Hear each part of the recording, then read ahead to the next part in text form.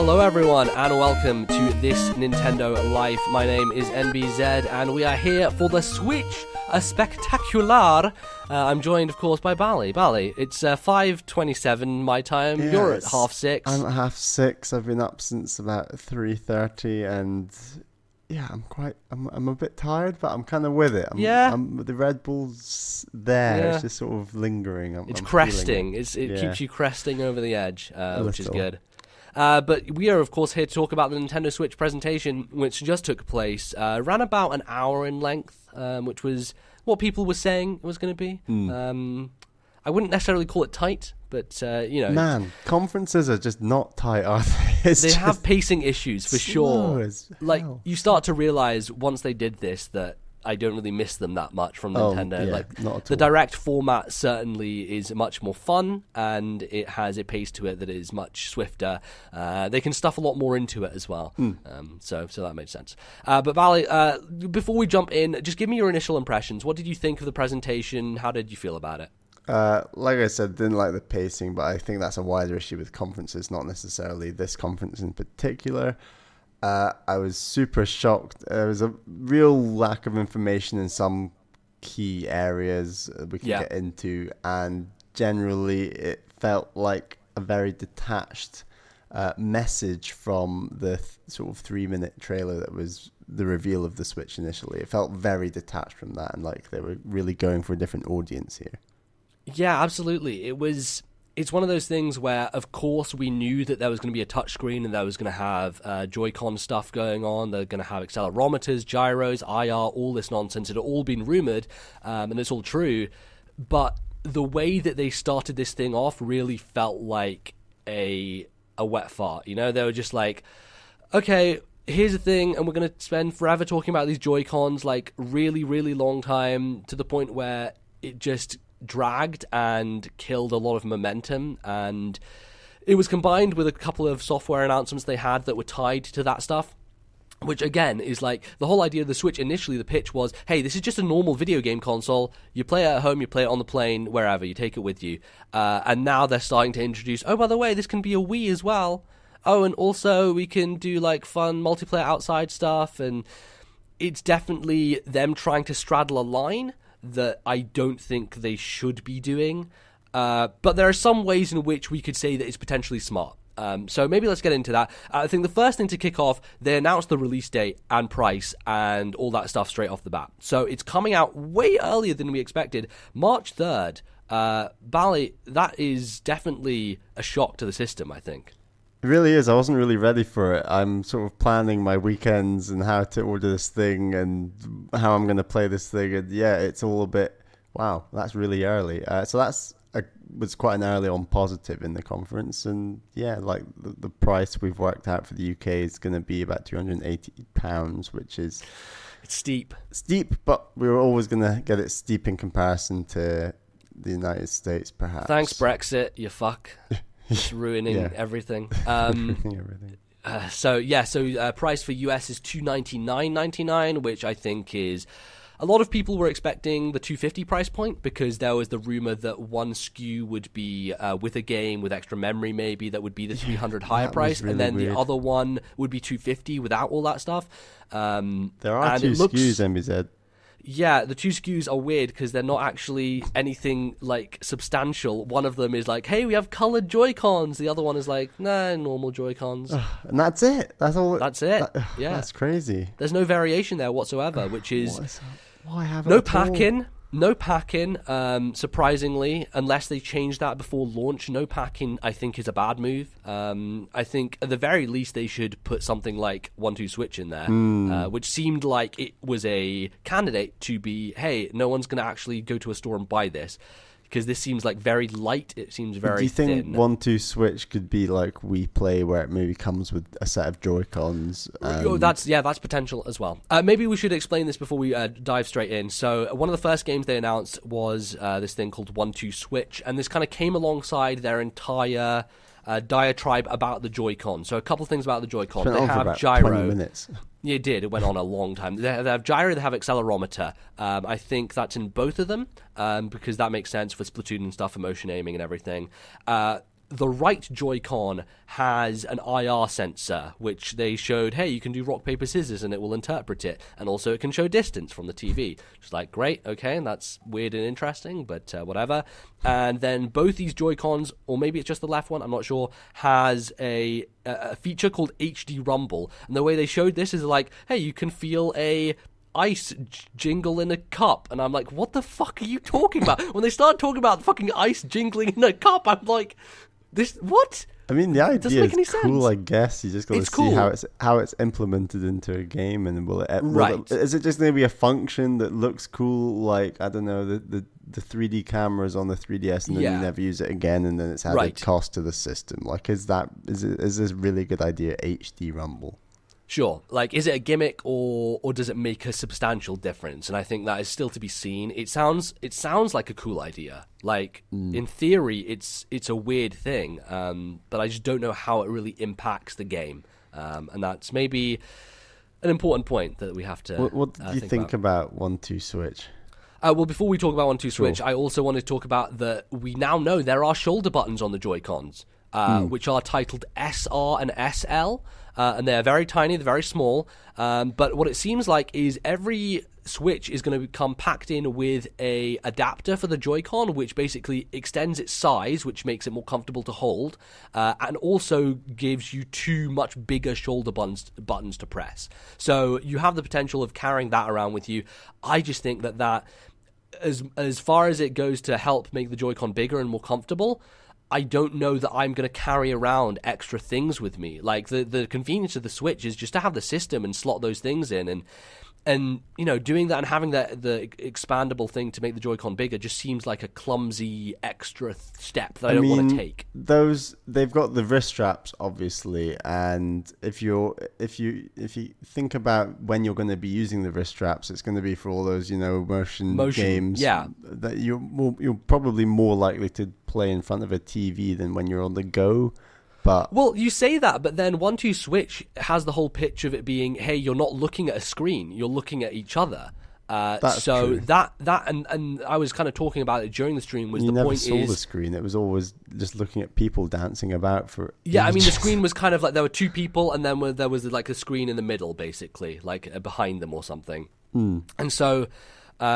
Let's maybe quickly mention what is 1-2 Switch, because people might not know, although everyone clearly listening to this has watched the press conference, unless you're a strange person who's wandered into this podcast unknowingly.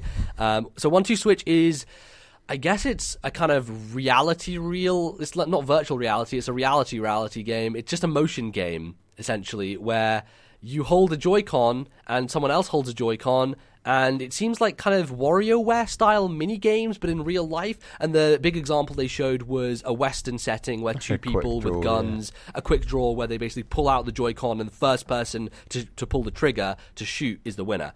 And in concept, it's cool. Like, it's a very Nintendo thing. Like, you look at it and you're like, that has Nintendo written all over it. But I think the real issue with it is it seems like a thin experience. Like, how often are you going to play this game again and again? Is there going to be modes to it that vary things up? Like, this whole Western style of pulling out and pulling the trigger, it doesn't seem like that's a game you're going to be playing for hours on end. It's like a thing you take to parties, I guess, and people have fun with. And actually, like, to that degree, I think it's probably smart of them to make this as... if they want to propagate the Switch through many different people and show it off to a wide consumer base, then having people who adopt it hardcore, who take it round to a party, who pull it out and like have this fun kind of party style setting, it allows people to be like, oh, this thing's really cool, and maybe want to buy one for themselves. Kind of like the Wii, you know, like that had to be played for people to understand. This is different, and I think the danger is if they go down this route is... I think people, when they bring it to parties, it's going to be fun, they're going to enjoy it, but then they're going to be like, oh, that was fun for like a couple hours. I don't feel like I need to go out and buy this. Like, it doesn't seem like a compelling proposition, especially when we live in an era where motion isn't novel anymore. Like, it's not a selling point. Yeah, and this thing is more expensive than the Wii, and it's like Nintendo just could not resist that really casual Wii market. It was just too tempting for them. Like the prospect from that previous trailer I'm talking about the reveal of the Switch initially. It was so sort of like, this is aimed at sort of gamers, and like you're going to be on the go, and yes, there are casual elements to it, but ultimately this is Nintendo getting back to what was the appeal of stuff like the GameCube and the Nintendo 64, where absolutely they were saying, look, we've got the games, you got Zelda, you got all these great games, you're going to go on the go, and then all of a sudden it's like, oh yeah, and the Joy-Cons are also Wiimotes, and it's like, oh, messaging is just, they're trying to appeal to everyone now, and it's that is a really concerning thing that was made so clear from the start of this conference, especially with the game 1-2 Switch, which does look interesting, but like you said, it's maybe going to be fun for an afternoon. It's looking like it's not going to be packed in. So how much is it going to be standalone? Is anyone? I don't even know if it's going to be launched. I don't think they even said a release date like, for if it. it's not launched, then what's the point? Like, it's just right. There's still really mysterious things going on. They really emphasized the blue and the pink Joy-Con, but other than it being a separate skew of the system, there wasn't any point. It was no, I mean, really weird. That's cosmetic, though. We know that. I know that's it the is reason. cosmetic, but market it with it in some way. Like it's like I assumed that the blue and pink Joy-Cons would come with 1-2 Switch in like its own package, and that that might be the only way to get the blue and the pink Joy-Con, for example. Maybe. And obviously, it doesn't look like that's the case. But the thing is, like, I'm not sure if you really need to even buy extra Joy-Cons, because it seems that this game you can't. Yeah, it seems like this game is just built for you just own the Switch and you have Joy-Cons that are already there. Like, it seems it's a two-player game, right? Yeah. Like, it doesn't seem like there's expandable options for more people to join in. So, from that perspective, like, even having this packed in with extra Joy-Cons doesn't make much sense. Like, yeah, it's a very different situation. It's a very different era, and I think, like, this idea is the wrong time, you know? Like, it's just not, it shouldn't be a big focus, and unfortunately they spent a lot of time on it, which makes you think like it could be, you know, they could like shove this down the market. I mean, maybe 1-2 Switch is going to be actually a really, really fun game, and I'm not by any means ruling it out or trying to talk it down. I'm just really there seems intrigued. From that quick trailer they showed, there was a lot of variety in terms of different styles of games that you had available to you. So even if like you get bored after 10 minutes of playing the Western thing, well, maybe there's like 20 other games available that you can kind of cycle through and have fun with. And maybe there's a tournament mode that is good for parties, you know? Like there are hooks they can put in there to be able to get people on board with it. But as someone who, you know, back in the Wii day, I was so excited for those kind of experiences. And I feel like now my perception has changed vastly. Like I'm much more ingrained into just a traditional video game setting. And if I was 14 watching this, I would be really excited for 1-2 Switch. I think, oh man, that's so cool. And it's also because of, like, you know, back at school we'd see each other all the time and we would have multiplayer opportunities. The problem with this is I just don't see there being that many multiplayer opportunities. True. And I mean, the cool thing about Switch, like we've already mentioned, is you're right, it's a two-player game. There's 2 Joy-Cons on every single Switch. So no matter where you are, assuming you, let's say, download this onto the Switch, you can play that game, and that's quite a cool experience. It's a bit like, you know, when we played that silly table tennis ping pong game on WarioWare. It's almost the same playability as that, where no matter where you are, you've got 2 shoulder buttons on your DS or whatever, so you're still able to play it. It's that mentality with the whole game made around it, which is quite exciting to some degree. Yeah, there definitely seems to be some WarioWare influence in here. Yeah. Like, these are going to be almost micro games. Like, you can imagine this whole Western thing is not going to take you 5 minutes to play. It's going to be 2 seconds. Like, who can press it faster? It is very snappy, very just move on, and makes sense. So that was a way they kicked off. That was the first game they showed. Quickly following that, they introduced a new game, a new IP, one might say. It's called ARMS, and again, this was very motion focused.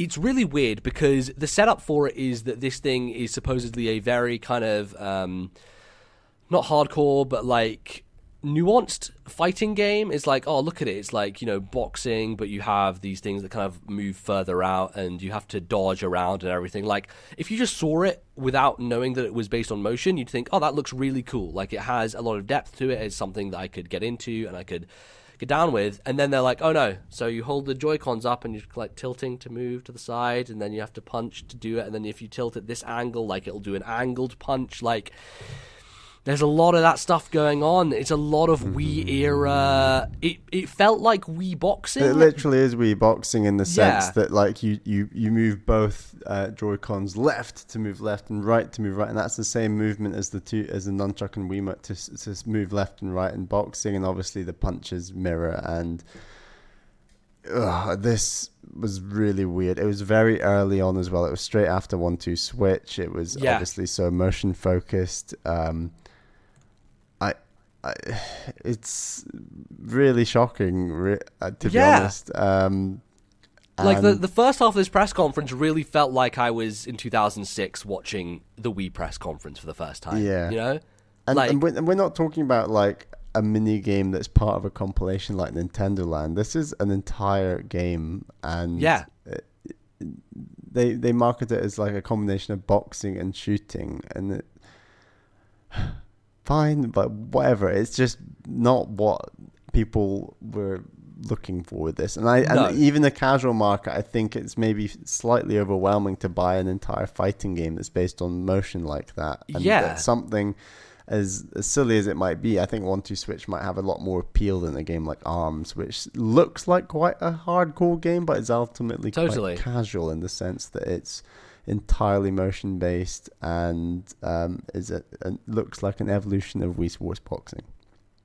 I think just from a base level, everything going on with them trying to recapture this market and doubling down on motion again feels too little too late. Like, they shouldn't be crutching on these old ideas to bring people back to them. And I think the number of people that watched that Switch trailer and were excited about just playing games on the go, I should have told them, you don't need to worry about this stuff anymore. Like, people are going to be interested in the system if you just put good games on it that people want to take with them. Like, that is the base level of what they needed to do. And I don't think ARMS is going to sell well. I don't think people are going to be interested in it. I don't think 1-2 Switch is going to take off in that same way that Wii Sports did. Like, all this stuff could have been great when the Wii was big, and as soon as people see this stuff again, they're going to be like, oh, I remember, I still have that Wii. I don't really need, to play this motion And when you game. think about, say, so for launch, we're going to get, not maybe at launch, a launch period, 1-2 Switch and ARMS. Like, so these are the motion-based games. Yes. What if motion-based games just fade away after the first few months of Switch, and then because they're not selling well, and after that it's only going to be your more traditional games selling well? You're still having a Switch that has all this motion technology in it that is will become completely pointless, and it's going to drive up the cost of the system partially. So how cheap could the Switch have been had they just cut motion entirely and not done games like 1-2 Switch and ARMS? The one thing that I'll come back at you with that is, by having motion here, it allows them to do things like Splatoon, which obviously you like having that, and you need a gyro accelerometer for that. Also, it allows them to do backwards compatibility through Virtual Console with Wii games if they wanted to do that. So, like, there are reasons to have it aside from these mini games, but I just don't think they're compelling reasons, Like, some people will buy Virtual Console games, but ultimately a lot of people who are interested in replaying Wii games, hey, guess what? They probably own a Wii already, and they probably have a lot of the games on there that they wanted to play. And if they don't want to go back and do that system, then, I don't know, it doesn't seem like a proposition that many people are going to be jazzed about. So yeah, those are two kind of starter games that we kicked off with, ARMS and 1-2 Switch. Both new IPs, I guess, to some degree. I think ARMS is more of a new IP in the sense that it has characters. Yeah. From those character perspective, I really like the look of the characters. Like, the game looks really nice. It has a style to it. It has, like, panache, and I could see Smash Brothers representation from those guys, Yeah. Like, I could see these guys being put into Smash Brothers easily, and they'd have a cool move set, and it would be really neat. Interesting, they didn't talk about Smash Brothers at all in this presentation. Which, it's going to happen. It might be an E3 thing. They might want to tie it with another Smash Brothers tournament at E3. Like, that might make sense. So we'll see about that. So it's hard to like figure out what order they went in, so I'm just going to start cherry picking stuff, Bally. Go for it. Let's talk about some kind of system level things. So we've got a very brief glimpse of the menu screen. It looks slick. It looked very good. What did you think of that kind of like short tease we had? Like you saw kind of icons across the bottom. We saw Mario and Zelda kind of center of the screen. Seems like a 3DS-esque thing. If you like, instead of having lots of boxes, like you reduced it to the single line of 3DS home menu. Feeling okay about that? It looks pretty good to me. Yeah, it was so brief, and we didn't get any description of functionality really in connection with it. So I don't really feel like I have a strong opinion. Yeah, and there may be materials out there right now that are showing off more of that stuff, but we're reacting directly to this event. So in our next episode, I'm sure we'll have more details about everything, and we can discuss in more depth. But yeah, for the moment, just a brief glimpse at the menu screen, which, I always like to see UI. I'm very interested into how the system will run, because it's going to be an ecosystem that I'm going to be using for many years, so it's good to have a look at that. Here's a controversial one, Bally. We're now going to be paying for Switch's online services. So interesting things have come out after the presentation that suggest that you'll pay for the online service, but you will get stuff like voice chat as a part of that. So that's going to be like a system level thing, it seems. I think that DNA's probably been working on this and helping them out to get it more modern. Kimishima also mentioned that you can invite friends to play through online multiplayer using your phone, and you can chat and do stuff through your phone as well. So this may be like the system itself is not going to have super well integrated stuff, and you're going to have to do it through your smart device, which seems a bit ridiculous. I would think that they should have all this stuff built into the system as well, and the smart device is an additive thing that they would allow you to just do as a bonus. Do you think that that's likely? Because I'm not sure. Like, the messaging seemed a little weird. Yeah, I'm a bit confused by it all. If it's just like some sort of app on your phone that can like say like, "Hey, I'm online now. Let's go play Mario Kart" or something. I don't quite know how it's going to work in terms of paying for the service. I think, unfortunately, it's becoming gradually more of a reality. The more that I guess companies like Nintendo are going to invest in their online, like they need to link it up somehow to some sort of revenue stream. And I mean, ultimately, you get a better online service if there is money being funneled into it. Exactly. I think we just have to really hold like Nintendo's feet to the fire on this in terms of right, we're paying money for this, therefore you have to be fucking good. Basically, you have to provide a good system. Exactly. Like if there's no change in how good their online is, and it's just not great, and people are paying for it, then that's really, really worrying. Like, the second you're paying money, it has to be good. Absolutely. Like, they, I think Sony are kind of coming under fire for this, because PSN still has terrible download speeds and generally is just a bit of a mess, and yet people are paying for PlayStation Plus. The thing that Sony are able to leverage, of course, and Microsoft as well now, is that they have their services, PlayStation Plus and Games with Gold, both which offer a selection of games every month that you can download, and as long as you are subscribed to the service, you get access to those games. A lot of people call them free games. Don't like to call them free games because they're not free, because you're paying for a service. So Nintendo apparently are going to be offering a similar thing, although it seems significantly weaker than what their competitors are doing, and this may expand in the future, but at the moment it seems like you'll be able to access stuff like an NES or Super Nintendo title one a month, and the Super Nintendo titles are apparently going to have online play added to them, which is kind of crazy as an additive thing. That's very cool. And they did, if you notice, Bally, in one of the sizzle reels, show off Super Street Fighter 2, which Super Nintendo game and one of the most beloved fighting games of all time. People being able to play Street Fighter 2 online through Switch, I'm sure a lot of people will be happy about that. So I feel like if they want to make this thing priced at, say, $60 a year, like PlayStation Plus is, they need to offer something that's more than just one NES or Super Nintendo game. Like, that seems incredibly light compared to their competitors. So I'm worried that it's going to not kind of hit that level, because Nintendo do stuff like this, where they're like, it's fine, you'll pay for it. And I'm not sure if people will, if they're not getting a good deal out of it, you know? Yeah, I'm really intrigued to see like how that Super Nintendo Online functionality can work. I think it'd be incredible to play a game like F-Zero online. Like that's pretty exciting. Right, the Super Nintendo version, that sounds really cool. But obviously, we want to play Smash Brothers all the time. Guess what? We now have to fucking pay for it. So we better not have sessions anymore, Bally, that lag out and are terrible. I'll tell you that much, because otherwise Nintendo need to fucking get their shit together. So, online, I guess they are pushing forward with that as much as they possibly can.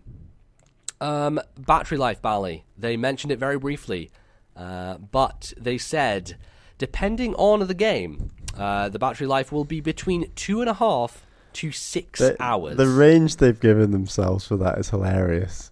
It is, but it's also understandable to the extent that if you're playing Pokemon Red, you're not going to be burning the midnight oil, whereas Breath of the Wild is probably going to kill you real fast. Yeah, and that is unfortunate. And obviously Breath of the Wild are going to be wanting to wander around in that world for hours on end. And totally. You won't be able to do that on the go necessarily. No. So that is a shame, but I think it's predictable. And 2 to 6.5 hours, that's fine. I'm sure there are also ways to bring that down, like screen brightness is a big deal on 3DS especially. Like that helps to bring the amount of juice you get out of it down. Turning off the Wi-Fi probably helps as well. That makes sense. I'm not sure what other things you could switch off to maybe extend your battery life as much as possible, aside from adding in a PC-style slider which reduces graphics. There's not really a way to do that efficiently. I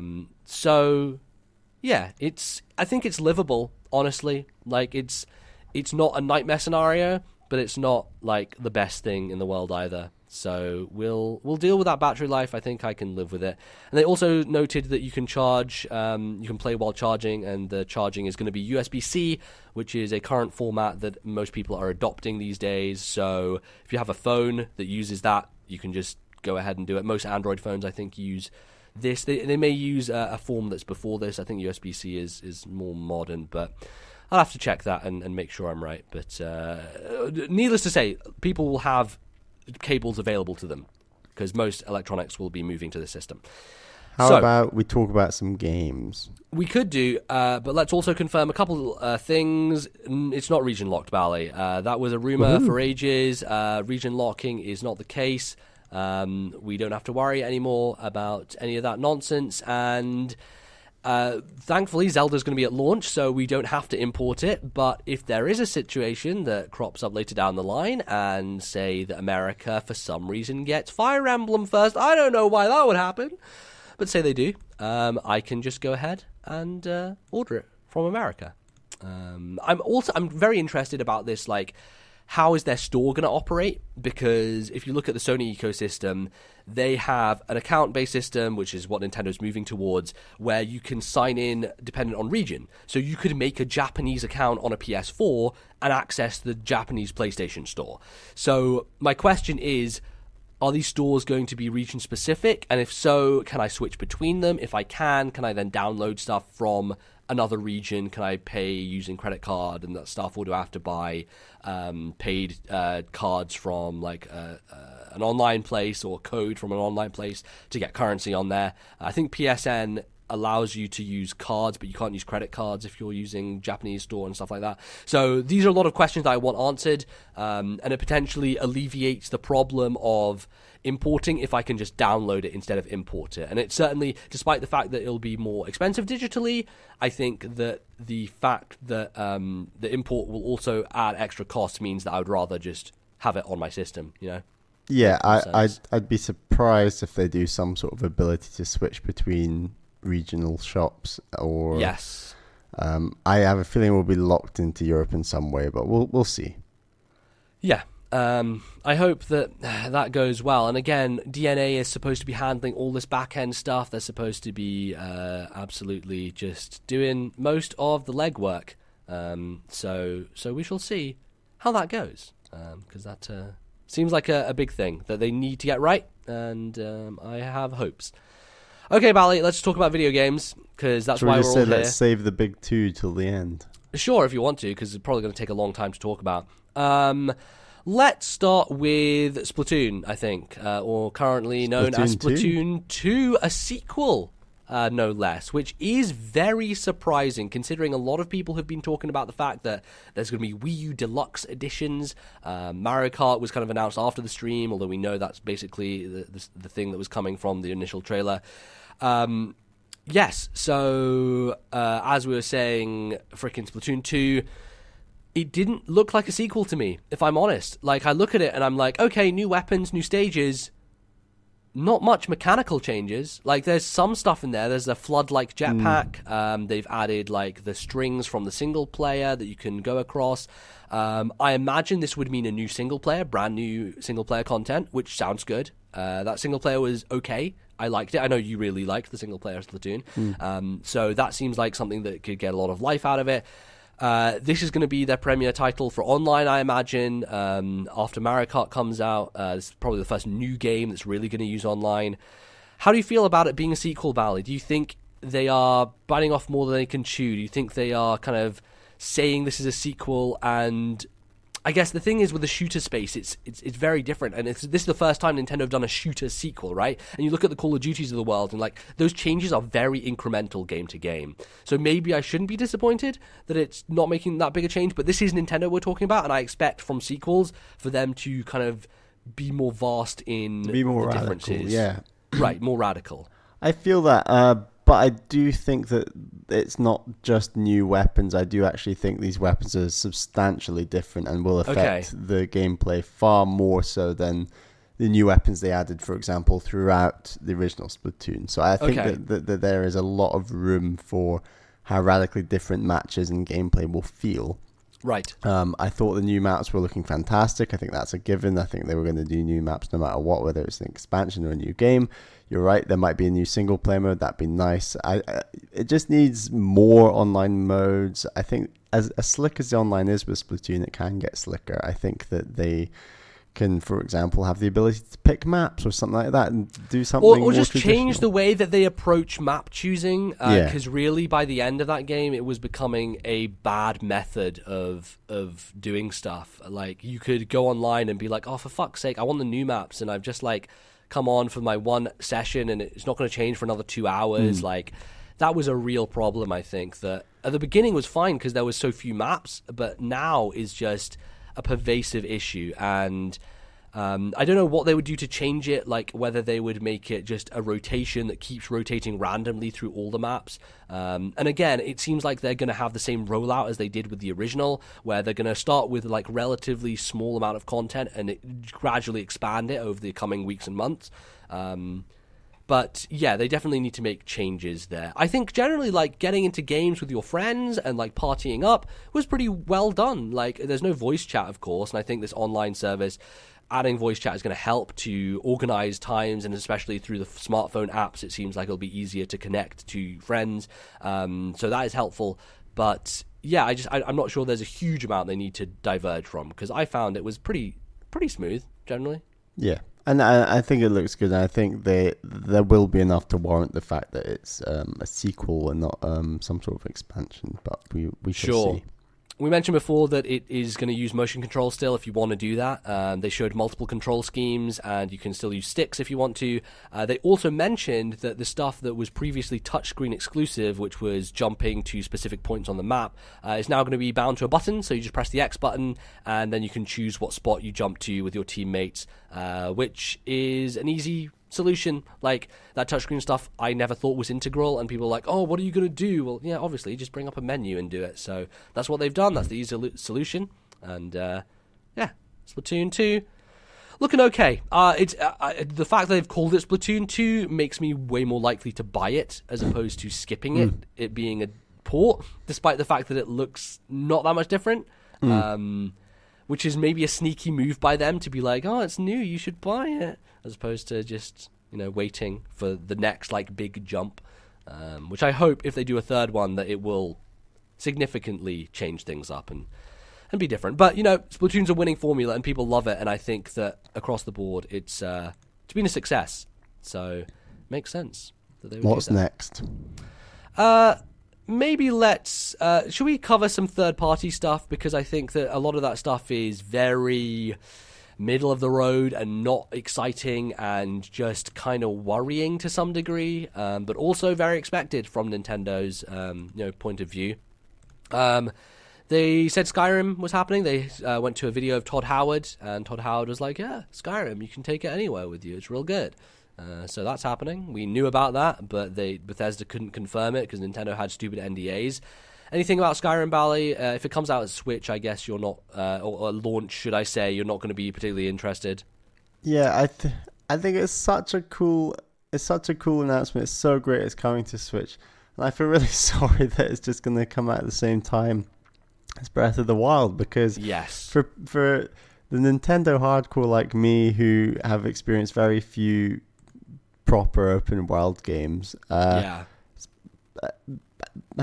the ability to have an experience like Skyrim is really appealing. But when when one of your favorite series of all time, Zelda, is about to move deep into open world, right, you're going to want to do that instead. And exactly, open world games take a long time. They do, and Bally is someone with not a lot of time. You don't appreciate having multiple of those at the same time. I want to spend my time playing open world Zelda over open world Skyrim, as good as I'm sure Skyrim is. And also, it's an old game, and you can get to it whenever. I can get to it whenever. There's no time pressure. Exactly. I'm happy it's on the system. I look forward to it, just not at launch. Let's do it later.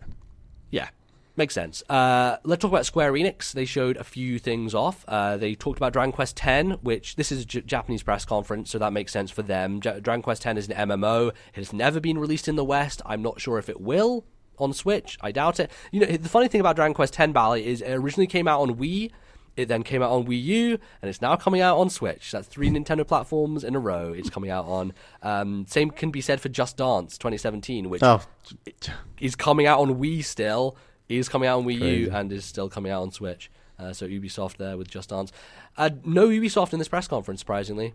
Aside from, if you paid close attention in that trailer, we're talking about third parties, about, there's not much stuff. Rayman, but also Steep. The open world skiing, snowboarding game that kind of bombed really hard because it came out. Yeah, it came out already. No one knows that it came out, but it bombed so hard. I feel like that game got buried, and maybe it can have new life on Switch. I don't know if you'd be interested. Did you ever play SSX stuff in the past? Because I remember going over to Ali T's house and playing SSX a bunch. Very briefly. I have 1080 on the N64. I've not played massive amounts of either of them. Nah. They're okay. Steep's not something... Making open world is appealing to me more so than not, so maybe, who knows. It's interesting. Okay, back to Square Enix, little Ubisoft tangent there.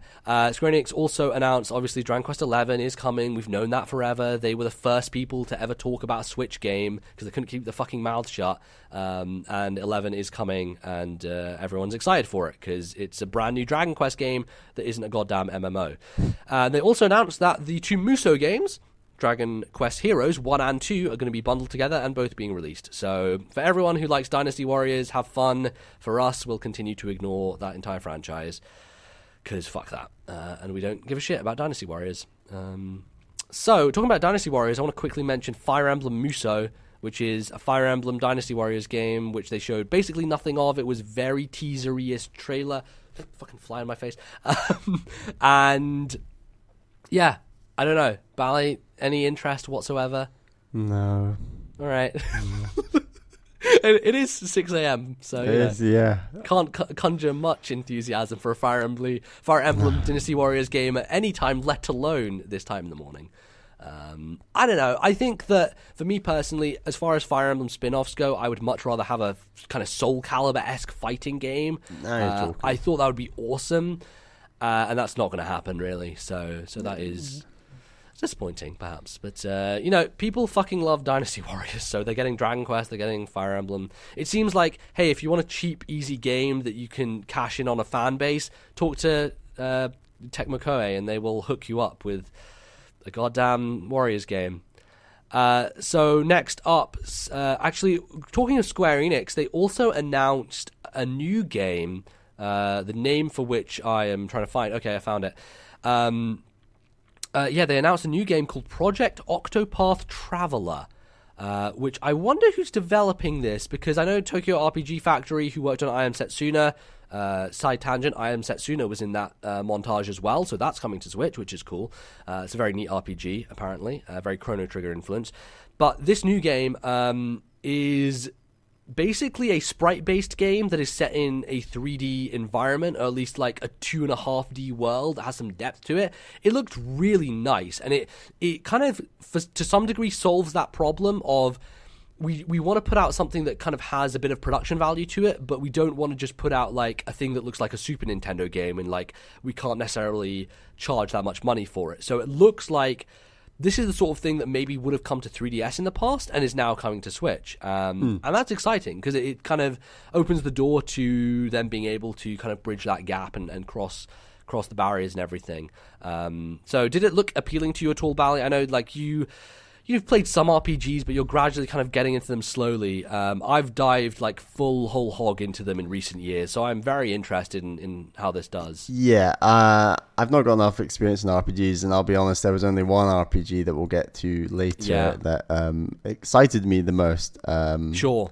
So I'll hold my thoughts. Hold your cards perhaps. there. Yeah. Okay. No problem. We had Atlas talking about Shin Megami Tensei. It was a very weird trailer, probably SMT5, I would imagine. But as someone who doesn't play SMT, only likes Persona, not really bothered about that. So there is that. There were some other third-party things which were weird, where developers came on stage and talked. FIFA was announced, which is like, hey, we're EA. We gave you the bare minimum possible. It's FIFA. Now we're going to fuck off again because we're EA and we suck. Sega came out to talk, but then Suda51 came on stage, and man, this was an awkward moment in the conference, because that translator didn't know what the fuck he was doing. He had no idea what Suda was saying, or he was just a bad translator. Maybe he was nervous. I don't know what. That translator was tripping balls. He was just not in the same plane of existence as anyone else. And he essentially, Suda confirmed that Travis Touchdown is back, my boys, and probably No More Heroes 3 is going to come out on Switch, which is great, because, he has a history of working with Nintendo on the first No More Heroes games.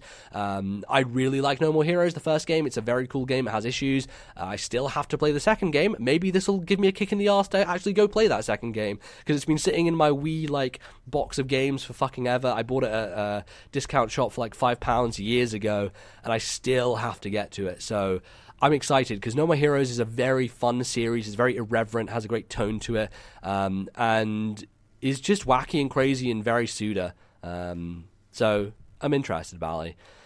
I think you should play the original No More Heroes at some point. I think you'd enjoy it. It's a very weird Japanese game, but it has things in it that are very appreciable.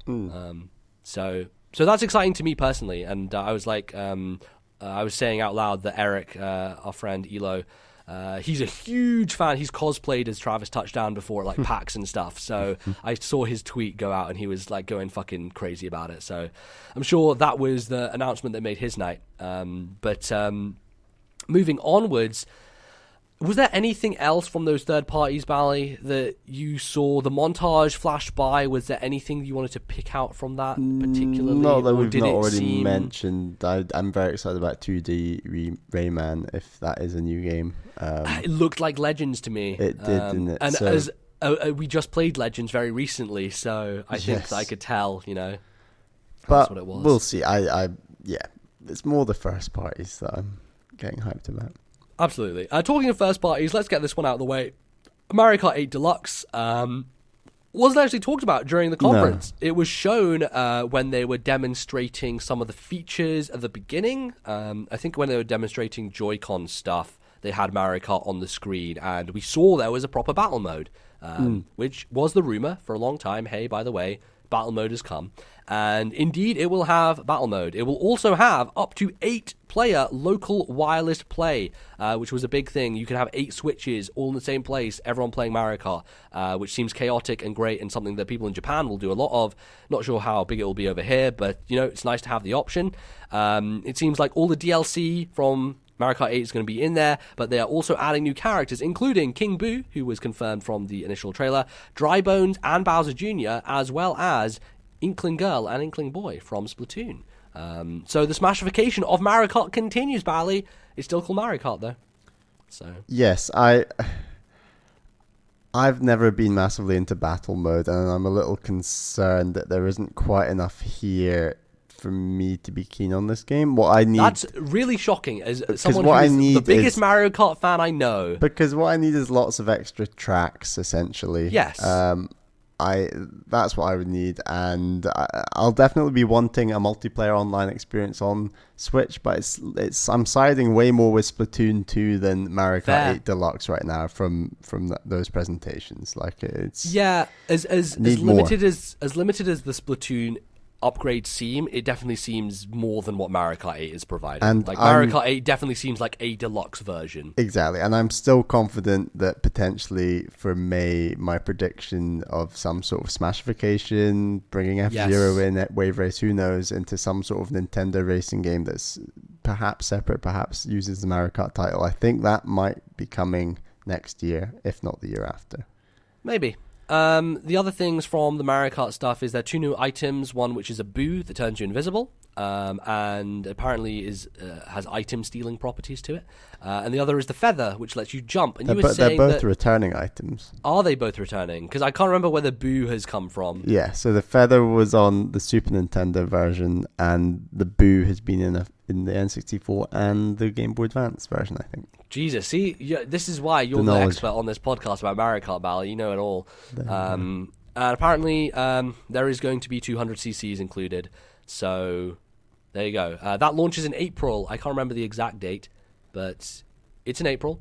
So it means that's just that weird, isn't it? Why can't it be launched? Like, I don't get it. It seems weird, Bally. But then when you step back and think, Nintendo's big problem has been pacing releases and having constant software coming out over the course of time.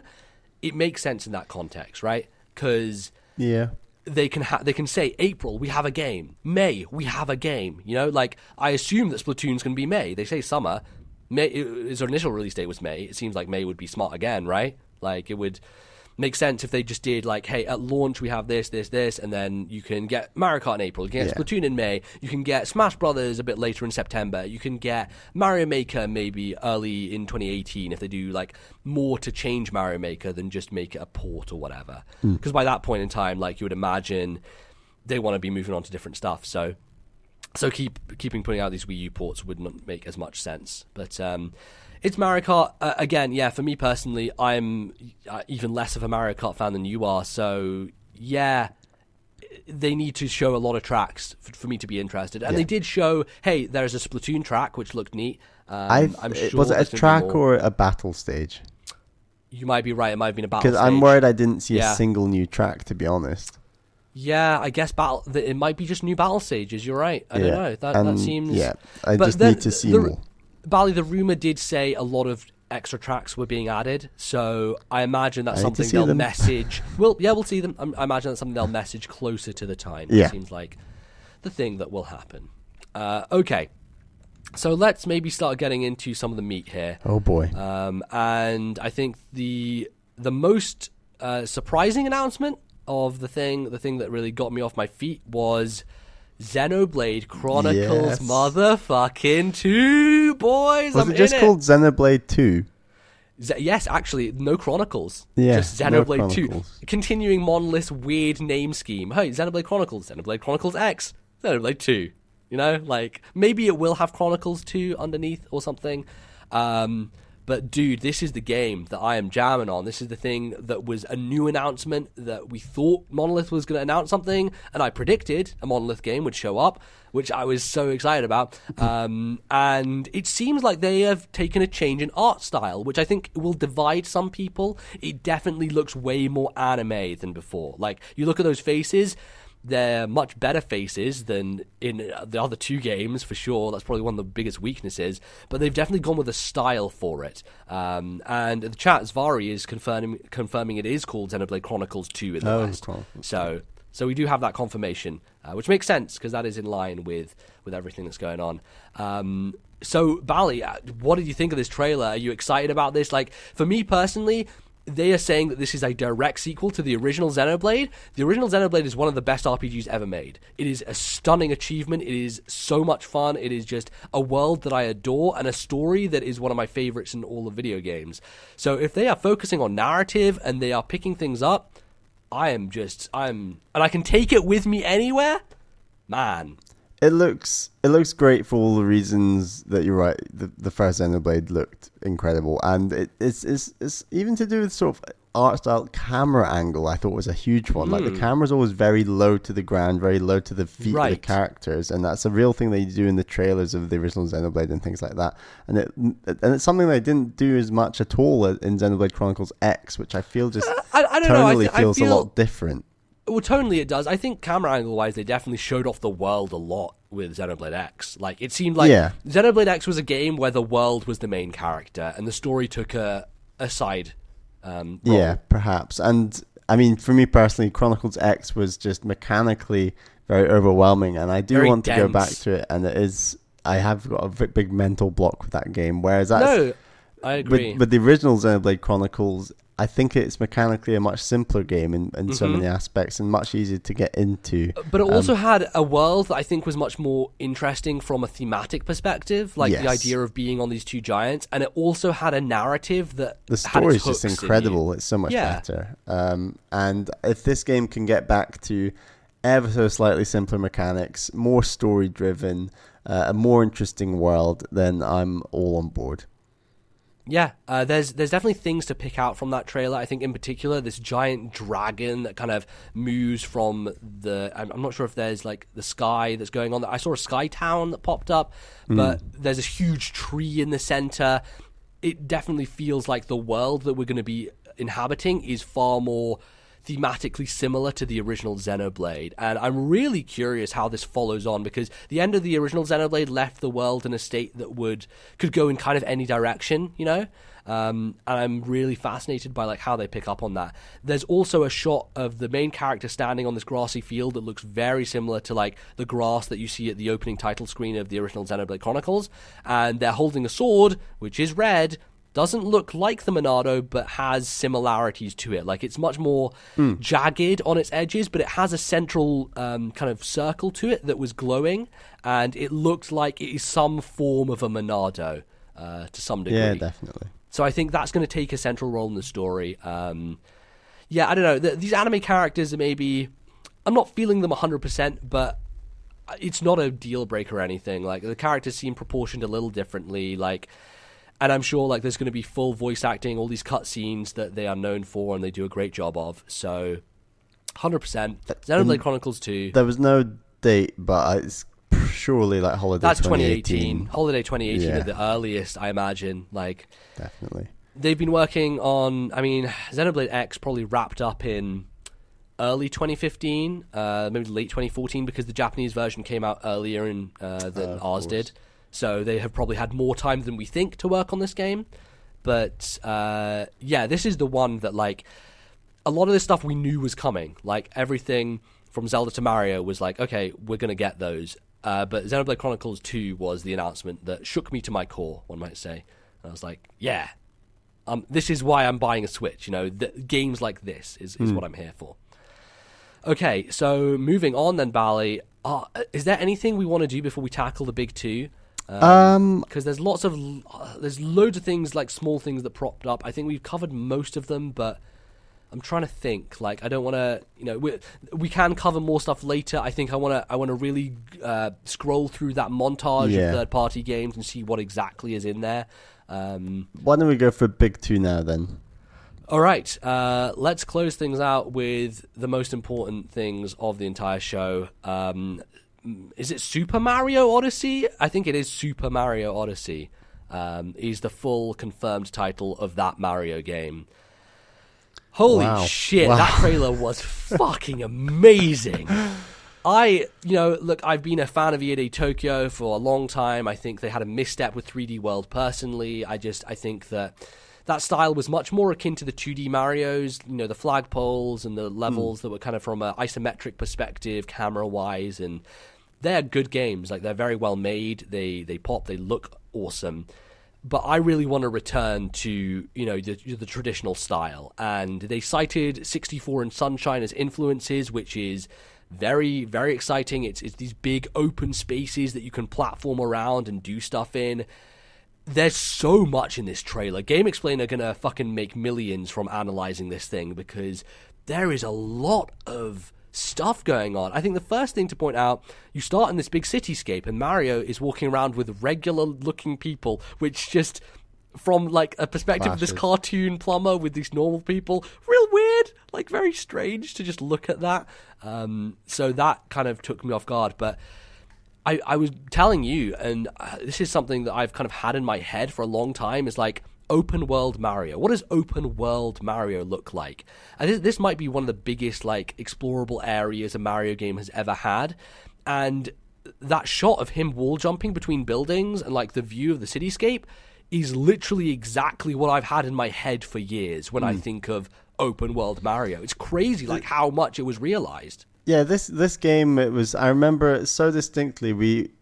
So many podcasts, and we were talking about this a lot. After Mario Galaxy 2, we were like, where does the Mario series go now? Like, do they go underwater? Do they go into open world? Do they go into a city or something? And we were kind of like hypothesizing about what on earth Mario could do. And obviously then 3D World came out, and we were like, well, that was not what we imagined. That was almost felt like a step backwards, as much as that is a fantastic game.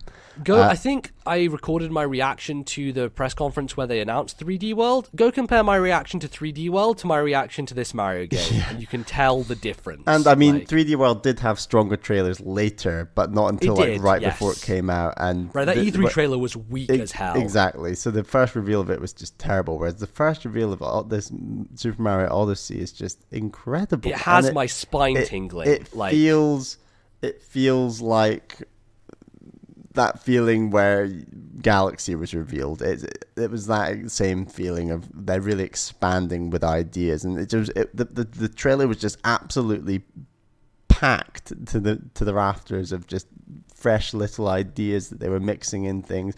The cityscape stuff is just fantastic, and it is a bit weird seeing real people walking around, but I think once you have a realistic city, perhaps it would look even more weird if there were no real people in the real city. I don't know how that could work, but yeah, there's just so many varied locations. I think the idea of it being called Odyssey brings to mind, the idea of traveling around the world, of exploring different places, and it seems like he has this ship that kind of travels around. Like, he jumps on it and it kind of like moves him to different locations. So it seems like that will be the portal by which you'll access all of these areas, which is an interesting way to do it. Like, there's no hub world, there's no like Peach's castle that you jump in paintings. And to be honest, I don't really need a hub world. If you give me these big open areas, I think that kind of does the job of the hub world in itself, and has like stuff within it. But there are so many things, like when he rolls down the hill, he has this rolling move where he basically turns into almost, Dylan's Rolling Western or whatever style. He's just kind of barreling down. When he throws his hat and then jumps on it to cross a gap between two big buildings in New York City. That is the innovation that I want from EAD Tokyo, is like a normal developer. A normal developer would be like, he throws his hat to attack enemies. EAD Tokyo are like, okay, he does that, but also you can use it as a platform to jump. What a fucking genius idea. Like, these guys are such creative minds, and I just love that they keep being pushed and get to do this stuff. And one of my favorite items from any Mario game is actually Mario Galaxy 2, the cloud suit, where you're actually creating platforms to jump. Yeah. And I absolutely love those levels. It completely revolutionized what you do in a 3D Mario game, because you're creating your own platforms. The hat is just like a sort of form of that, almost like a more hardcore form of that, where you throw your hat, you've got this one little platform, and you go, and that's just completely opens up the way you treat a 3D environment to platform around. It just seems like Mario has so many options, like to move around the space. We see that area that was from the initial trailer or the initial Switch reveal video, where it's the kind of Western setting, but he like jumps on an umbrella, jumps up a thing, and then like dives to hit the top of a building and collects these like purple things around the top of the roof. That stuff, like, generally, it just looks... it looks lush as well. Like there's a big forest area with these giant trees and stuff, and there's this like very colorful kind of Candyland place. Like there is a variation in locales and in mechanics and just in variety overall that just makes this look so fucking appetizing. I'm just so excited to dig my teeth into this game. And the one problem is it's far away. It's a holiday 2017. Yeah. And I understand why they do that, because of course you want to have a strong title to just punch people in the face with at holiday. And we were talking about this in our predictions section, was like, what do they have for the holiday? Like Mario, by all accounts, is a game that is just done and it's just sitting there. And the reason it's sitting there is because they just want to save it for a big place, a big kind of moment. And I get why they do that, but also I really just want to fucking play that game. Like, yeah, please. I mean, will it affect me personally massively? Maybe not, because I'm going to spend so much time playing Zelda Breath of the Zelda. Wild. Oh my god. I don't think you need to buy another launch game. Exactly. And this whole year, if it had been Mario and Zelda at launch, that's awesome. But you're right, maybe that might have made the title coming out holiday 2017 maybe a little lackluster in comparison to a game like Super Mario Odyssey, which is just a fantastic name and is so hyped with this whole trailer now. Yes. So I can see why they've done it, and I guess that's like you said about spreading out what you have. It makes sense. It's annoying because fuck, that game looks good. Oh, it looks good. And again, we can play that game anywhere, you know? Like, I can just be on a bus, like, exploring these gorgeous Mario expansive places. It's so exciting. I just think, like, that whole idea that he does, like, some swinging on lampposts and stuff. Like, you can take the environment of a cityscape and just transform it around Mario's abilities and powers. And I think he, like, trampolined off of a car bonnet and stuff to reach higher places. Like, it seems like there's going to be environmental stuff all over the place that helps you figure stuff out and just get around this area. And I'm really curious about the structure of it. Like, is it going to be based on Mario 64, where you have multiple objectives in these open worlds that you go after? Like, are there going to be stars hidden behind different things that you have to do, or are they going to figure out some new solution to that? Like, I'm curious, because this isn't, you know, there's no flagpoles here. This is 64 Sunshine game. I mean, if you think about, like, the most expansive Mario areas, I'd even argue something like the hub world of Mario Sunshine is a really big one, so Delfino Plaza. It's almost like an expanded version of that. And so Delfino Plaza, you can get multiple shine sprites hidden throughout the hub world. And I think that even if each of these worlds we've seen in this trailer aren't hub worlds, they're still really expansive worlds that I'm confident will have, assuming it's stars, who knows what the collectible will be. But I think they'll have multiples scattered throughout the world that you can explore and find for yourself. It won't be a linear objective, especially not like 3D World, for example. I think there might be fewer worlds overall. Perhaps, but they're much larger, and as a result, you have much more to do in each one. So, say like Mario 64, there were like 7 stars in each stage, maybe 10, 8. I think it varied. It varied a little bit, but it was usually like 7 or 8. Say there's like 20 in each of these worlds. Like, you have way more objectives to do, and that sounds different enough. And it sounds like it's cribbing from a formula we all love, while adding a bunch of new stuff that is just really fun and innovative and different. It looks fucking gorgeous. Like, you know, there's nothing wrong with this video game. The only thing wrong is we're not getting it sooner. Which is the biggest crying shame of the entire thing. Okay, well, I think aside from that, we have one more thing with the big dog. The launch title for Nintendo Switch, which we've been worried about for a while. Is Europe going to get screwed on this thing? Are we going to get it later? And no, not only is the Switch launching way earlier than everyone expected on March 3rd, but Zelda is going to be launched across the board for everyone. Breath of the Wild, the hypest game in history. Motherfucker, let's go. And let me just say, this might be the greatest trailer in the history of mankind. Yeah. I literally had shivers the entire time. Actually, not the entire time. I will say at the beginning, it was like, oh, we're just doing landscapes again. All right, I don't need to see more of this game. But then they start getting into the story stuff. And the voice acting kicks in and the emotion, like Zelda like fucking tearfully in Link's arms at the end, like they are fucking going for it on a story level to an extent that I just did not think they would.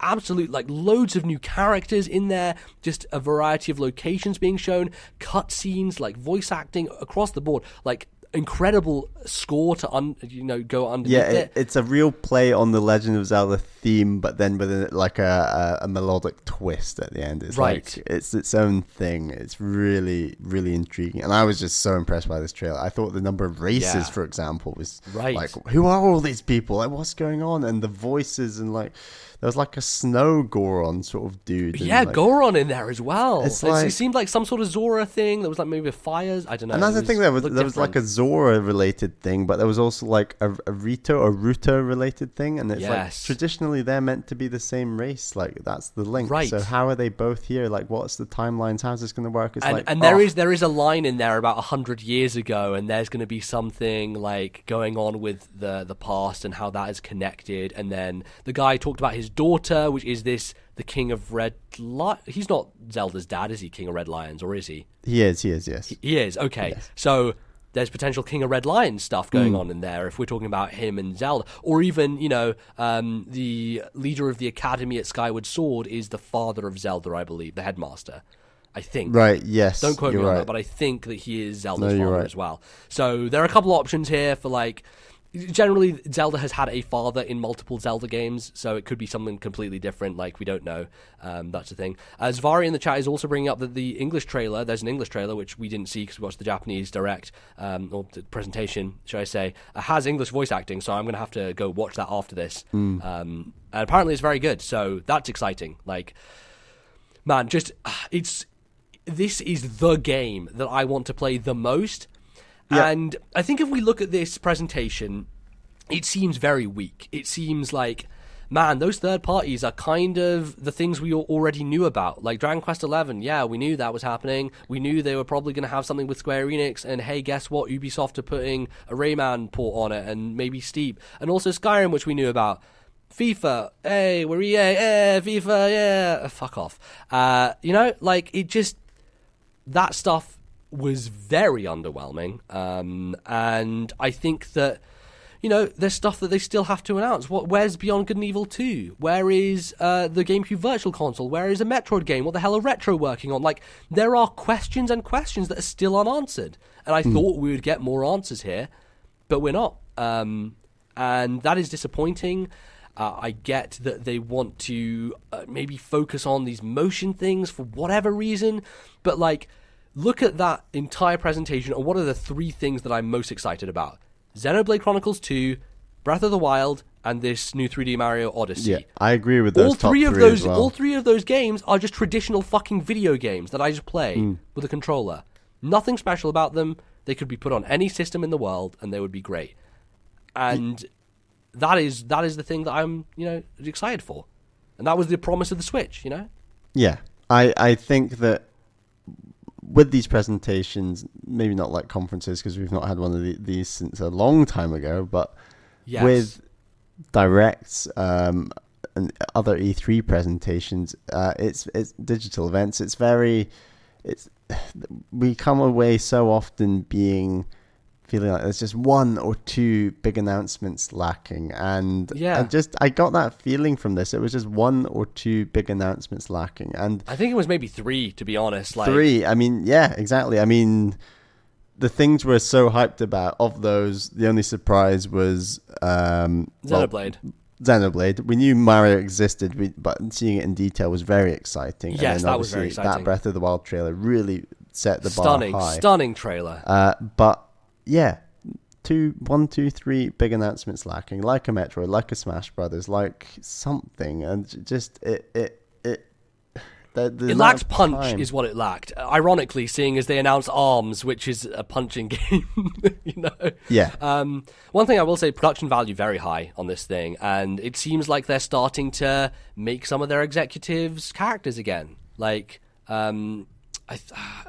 Takahashi, I think, is the guy was doing all the main presentation with the Joy-Cons.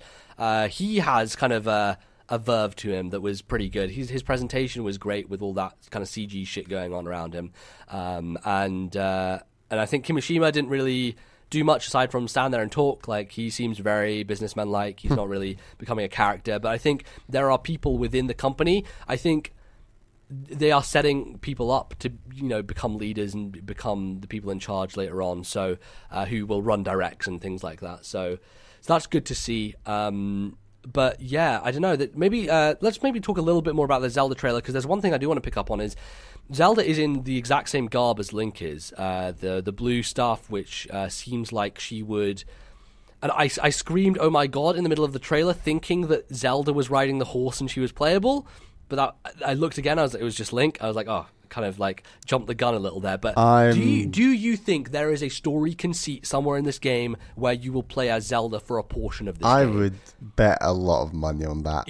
I think there is something going on there. They are like similar garbs, similar builds. Yes. That you're going to see a lot of her. I think that they did come under a lot of flack for not having like a playable female character, female Link. Yeah. I think that maybe they just didn't want the idea of an extra female character as the protagonist, but that they will have extended segments of this game where you are playing as Zelda. And there might be say there's something plot related where Link is either like locked up or ill, or I don't know, for whatever reason you can't play as him for an extended period of the game, and you are Zelda. And you're riding on horseback, you got your sword and shield or something, and you can actually just play essentially as Link, but as Zelda, obviously. I think that is starting to look more and more likely, because she's not in a traditional seems like dress. Really integral to this game in a way that she hasn't been before. Like, it seems like she is going to be almost a companion for a lot of what you're doing, and there's going to be like really big story moments going on. She's not in her big traditional dress. She was in a couple of moments in that trailer. One was with her back turned, but the majority of the times you saw in that trailer and the trailer we saw before, she's in it's like almost like this unisex blue outfit that Link is wearing as well. So let's do it. Sounds good. Yeah, totally. I'm beyond stoked for that game. It's just like the thing I want injected into my veins, like right fucking now. But yeah, there was again in the other trailer that happened for Zelda, the Game Awards, was a kind of dressed person. Some people were like, oh, it's the King of Red Lion. Some people were like, oh, it's Zelda. I think that might be Zelda. I'm not sure. It's hard to tell still. I don't think that dress was shown again in this trailer, although I've only seen it once and I need to scrub back through. I'm sure Game Explain will have my back on that. Have a feeling Game Explain have a lot of videos. Game Explain will be working their butts off right now. Yeah, with, content for years. Apparently. So Bally, a lot of stuff missing though, as we've said. Pikmin 4, where the fuck is Pikmin 4? What's going on with that? No one knows. I don't know. That game was done 7 years ago, apparently, according to Miyamoto. So how do you feel overall at the end of that presentation? Like, good, because I knew that I'm going to get Switch Day 1 with Breath of the Wild. I knew that before this started, pretty much. Yeah. I know that for sure now, and that's fantastic. I know that I'm going to spend £280, and then the extra money on Breath of the Wild, that's going to be great. So I'm personally happy from that point of view. I'm really excited about Mario Odyssey come holiday this year. Those are the big two this year that I know I'm going to play this year and really excited about. But beyond that, there's a little lacking. Xenoblade's going to be great. That's going to be cool. Splatoon, I think, is going to be great. Those are my big 4 games at the moment. I know I'm going to probably get all 4 day 1. Beyond that, I'm feeling a little lacking. I needed 1, 2, or 3 more announcements, like we said earlier. But I think these announcements are coming. I just think that they wanted to focus on specific things here, and they took a small amount of time.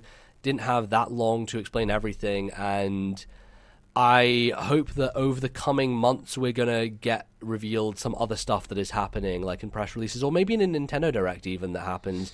But I think for sure there'll be a Direct or 2 before. What it does feel like is they're holding back for a big E3 that will be like fucking Metroid, Beyond Good and Evil 2, like here's a GameCube virtual console stuff. Mother 3, yeah. Where is Mother 3, guys? Come on, like. What if you had a Direct? Where's that Ubisoft Rayman Rabbids Mario RPG crossover? Where the fuck is that? Like so many questions still unanswered, and I feel really bad for like people like Emily Rogers and Laura Kate Dale, because all these assholes on Twitter are going to be like, oh, well, they didn't announce this. It's like, well, yeah, but everything that they said was basically, a lot of the stuff was true. And stuff changes, stuff, rumor mills change, and you can't have everything pinned down all the time. Yeah, and that's the way it goes. Like you said with Mario, we know that from rumors it's been done for a long time, but you're right, you can't just release it willy-nilly. It's a big hitter. You're going to release it holiday 2017, so what if Pikmin or Mother 3 or Smash Brothers, Metroid, whatever you want to call it, they're waiting for maybe spring 2018 or another slot that'll make it have maximum impact. What is the one thing you still want to know about Switch, Bally? When am I getting my beautiful Metroid? And I'm not even thinking 2D or 3D, either or combination. I just need I need to know where that's going following Federation Force. I just need, come on, new systems out. Where's Metroid confidence going? Am I confident? You need some confidence. I need some confidence. Yeah. Exactly. Yeah. What about you? What are you still curious about? I just want to know more about the OS, as boring as that is. I want to know. I feel like that's a real direct thing, though. I think they can do that in a direct, can't they? Yeah. I just want to know how the eShop functions, and whether I'm going to be able to bring over virtual console purchases, and what the upgrade plan will be, and will I have to pay full price for this Mario Kart game? Probably yes, because they're going to put it on a disc, even though I own Mario Kart 8. There are just questions about, how does the interface work? Is the touchscreen, capacitive? I think they've said touchscreen is capacitive. It makes sense that it would be. Just kind of bare bones essentials that they didn't talk about. How is the online really going to work? Like, they said it's using smartphones. All we know is we're going to pay for it. All we know is, we're going to pay for what, though? Like, what comes along with that subscription? We need more than just one NES game. Like, for fuck's sake. NES games we've bought them 200 times already. Fucking get your shit together. You can't just say, one SNES and one NES game is good enough to pay for a fucking online service. Like, that is the one sticking point with me, is like, look, I'll pay for online if it's good, and if you give me stuff that is equivalent to what PlayStation and Xbox are doing. If you're not, then fucking no, I can't. And that may mean that I'm not playing Smash Brothers for a few months, and it may mean that I'm not doing that stuff. But I'm not putting money out if you're not providing a good system. I'm sorry, but that's just the way it is. And I hope that they can actually do something with that, because if you're going to have the audacity to charge, you bloody well better make it worth it. So with that, Bally, I don't know. Let's maybe end on a positive here. What is your favorite part of that entire presentation? The Zelda trailer. I just think that I was worried they're going to over-egg the trailers, and when it started I was like, oh, here comes another Zelda trailer. But yeah, same. It was more than that. And beyond, it felt so narrative heavy, and but without giving away much narrative at all. Right, it was exactly. just so exciting. It's a hard line to walk, for sure. That trailer and the Mario trailer, they just absolutely stole the show from me, to be honest, by a long way. And those, I knew they were potentially coming in this event, but I didn't think they'd be that good, and I'm really happy about that. So those are my positives. I think the Zelda trailer was incredible. I think Mario probably beats it, if only because we'd never seen that game before. For surprise factor, for just joyous moments of mechanical craziness and visual diversity. Across the board, that trailer just really showed off what is a stunning game that I am just very excited for. And so that is that Odyssey is right top of my list of fuck, man. Yeah, really need this. And it's Mario and Zelda in 1 year. It's great. Yes, that's a solid system. It's a solid lineup for sure. So yeah, Bally, more not what I expected from this presentation. Definitely more disappointing than I expected for waking up at 4 a.m. in the morning for. But there were moments that were worth it. Moments not so worth it. There's some backsliding happening maybe with this motion stuff, but we'll see how it goes. And, journalists are playing these games. I'm sure we'll hear people talk about 1-2 Switch. We'll hear people talk about ARMS. They said Mario was not playable, although I do think they're going to show it off in the live stream, the Treehouse Live, after, which is going to happen at 2:30 this afternoon UK time. Playable at E3. Yeah, it will be playable at E3. Oh, well, maybe we'll see. Could get unlucky there. And yeah, I think overall not what we wanted, but it's a start, I guess. I just worry that they're going to be dragged over the coals by a lot of the media for this, and I think a lot of excitement, a lot of momentum that they were just fucking barreling through, they've hit a snag, for sure. They've hit a snag, and I think this is where the train starts to slow down, and some people are like, I'm out. I'm not on board with Switch anymore. I can totally see it, and I'm very interested to hear people's thoughts after this. I'm going to listen to a lot of podcasts, do a lot of video watching, so it's going to be a fun time to do that stuff. And yeah, thanks, Bally, for joining me. Maybe before we go, actually, because I did pull this hot take from Kevin Sharma from the chat, which was posted earlier in the chat. He said, I think the presentation itself was bad, but the actual content had some real gems in it. Mm-hmm. If this was condensed to half an hour, opened with Mario, had a much quicker focus on the motion games, went through a sizzle reel of third-party games, and closed on Zelda trailer, it would have been an excellent presentation. I couldn't agree more. I think that an hour for those number of juicy bits was really frustrating. And there was just too much chat on Joy-Cons. But yeah, Kevin, I completely agree. Yeah. So there you go. Thanks, everyone, for watching this live. If you're watching live, if you're on iTunes, thanks for listening. We are the podcast. We come out every 2 weeks, usually. This is a special episode, so you'll probably get one next week because that's our usual schedule. Bally, where can people find you on the internet if they want to? Please find me on Twitter. I'm at Ballyman91. That's BALLYMAN91. That is also my name on the Miiverse. Go check me out on both of those places. Yes, indeed. You can find me on Twitter. I'm at Lordnbz. You just reminded me about the Miiverse because I didn't talk about that at all. Again, that's another OS level thing. What the fuck are they doing with that? But yeah, you can find me there as well if you want to. Still playing through Aria of Sorrow. So I posted a picture of a chicken that also is a dragon.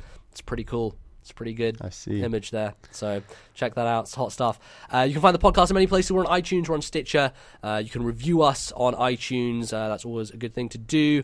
And we will see you next time, I guess, after we've watched a bunch of opinion pieces and looked at the Treehouse stuff. I'm sure there'll be a lot more about Switch to talk about. And maybe you can talk to us about it. So how about you send your Switch thoughts to our email address? Bally, you can tell them that. ThisNintendoLife@gmail.com. That's ThisNintendoLife@gmail.com. We want your thoughts on the conference. Was it good? Was it bad? Are you gonna buy a Switch? Have you pre-ordered yet? What's your takes? Give us your questions, and we will talk about them in episode 84. Yes, a lot to digest. So please send all your Switch-related emails there. And until then, we'll see you next time. Thanks for watching, everyone. Goodbye.